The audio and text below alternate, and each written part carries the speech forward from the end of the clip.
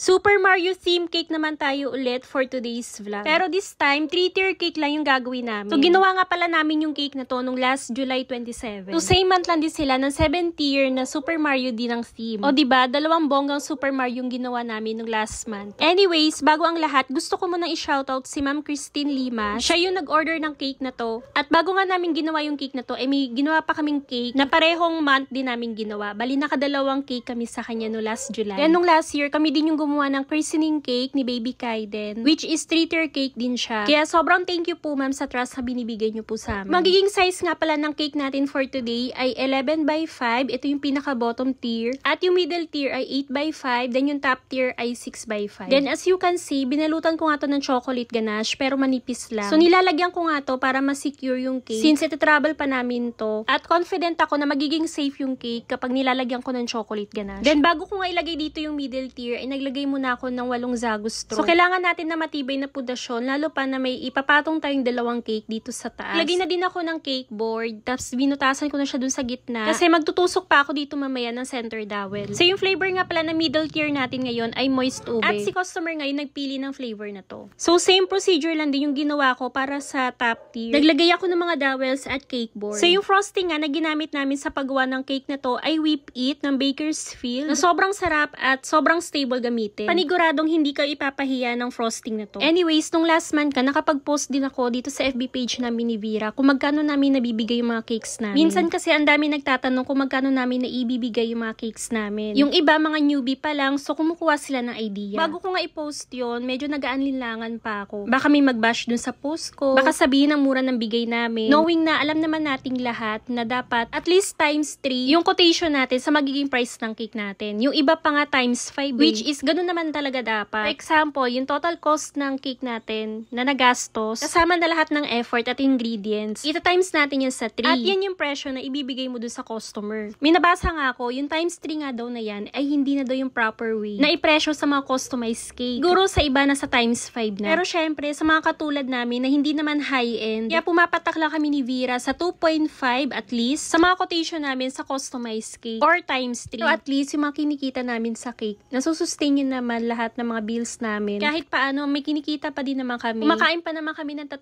beses sa isang araw. Tapos na-vlog ko pa yung mga cakes na ginagawa namin. O, okay na yun. So, upon checking nga, umabot nga yun ng 600 shares yung pinost ko na yun. At yung mga nag-share na yun ay mostly nasa Mindanao or Visayas area. Pero alam nyo ba, sabi nila na nasa kalahati lang doon ang presyo namin, yung presyo nila doon sa mga cakes nila. Tapos sabi pa nila, parang ito na yung time na siguro taasan na din nila yung mga cakes nila. Kasi ganito yung presyohan ng ibang baker. At sa totoo lang, dumaan din kami sa mga ganyang presyohan. Pero dumadaan yung panahon, parang nare-realize mo na hindi na siya worth it. Lalo na ngayon na sobrang taas na ng mga bilihin. Minsan nga nasasabihan pa kami na gold daw yung presyo namin sa mga cakes. O how much more pa kaya kung magtataas kami ulit. Yung ibang mga nag-i-inquire nga after namin sabihin yung mga presyo, hindi na nagsisin or nag-ghost na lang. Syempre, yung iba maghahanap pa din ng mura. Pero it's okay. At sa mga baker naman na nagbibigay ng murang presyo, yung asin palugi na, ewan ko ba kung may kinikita pa sila dyan. Okay lang, sabi nga nila, mind your own business na lang. Dumaan din naman tayo sa ganyan, pero later on, marirealize lang din natin na hindi sulit or worth it yung pagod na nilaan natin sa paggawa ng cake. Pero ngayon, ang masasabi ko, okay na kami sa ganitong presyuhan namin ni Vera. Baka pa nagtaas pa kami lalo, wala na may magpagawa sa amin. Syempre, very thankful ako sa mga customer namin na dito pa rin sa amin umu-order ng cake. Lalo na sa mga suki namin, maraming salamat po sa inyo. Maraming umaalis, pero syempre, marami ding bagong darating. So, tapos na nga pala yung cake na to. Anyways, yung mga fondant details dito ay made of EMF. On the spot lang din yan ni Vera ginawa. At kami nga din pala yung magdi-deliver dito sa venue. So, pag-deliver nga namin, tinanggal nga muna namin yung mga nakalagay na topper dun sa top tier kasi medyo mabigat. Inassemble na lang namin ulit dito sa venue. Sa CH5 Hotel nga pala kami nag-deliver dito sa Kalinog, Iloilo. Pagka-unbox namin ng cake, nilagay namin kagad yung mga details. At thank you ulit kay Ma'am Christine Lima. Sobrang ganda ng pagkakasetup nila sa venue. At belated happy first birthday kay Baby Kaiden. At yun lang guys, thank you so much for watching. Ingat po kayong lahat.